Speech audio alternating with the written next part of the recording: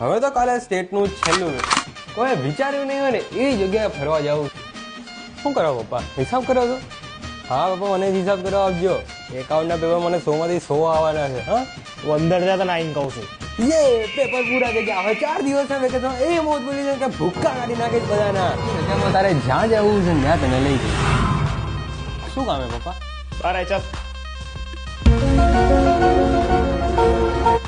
આ શું છે, ટોયલેટ પેપર?